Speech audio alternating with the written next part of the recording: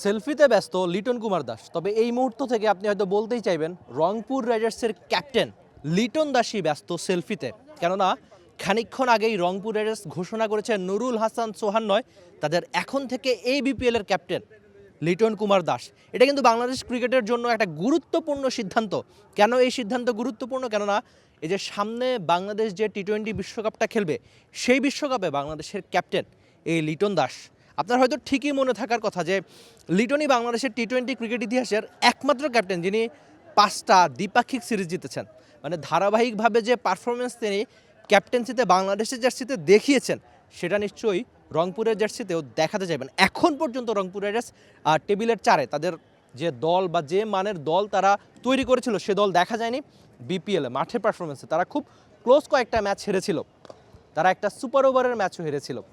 টানা তৃতীয়বার অর্জন করেছে দেশের সেরা সুপার ব্র্যান্ড স্বীকৃতি বসুন্ধরা টিস্যু।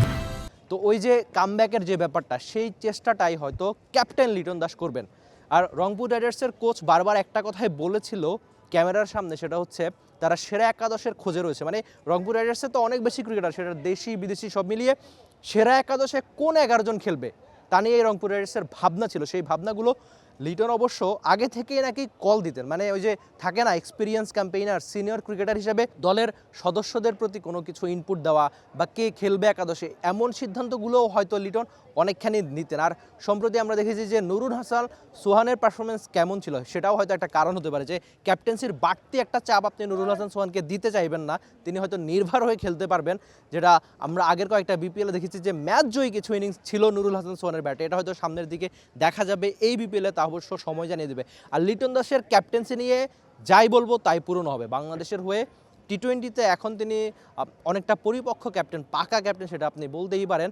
তো এই ক্যাপ্টেন্সি যেহেতু এক্সপিরিয়েন্স তার অনেক দিনের রয়েছে, বিপিএলও লম্বা সময় ক্যাপ্টেন্সি করেছেন, ইনফ্যাক্ট ট্রফিও জিতেছেন তিনি অনেকগুলো, সেটা ক্রিকেটার হিসেবে, ক্যাপ্টেন হিসেবে বা সিনিয়র ক্যাম্পেইনার হিসেবে অনেকগুলো ট্রফি তিনি জিতেছেন। এবার যদি রংপুর রাইডার্স তার ওই এক্সপিরিয়েন্সটা কাজে লাগাতে পারে মাঠে ক্রিকেটে, সেটা অবশ্য রংপুর রাইডার্সের জন্যই ফায়দা।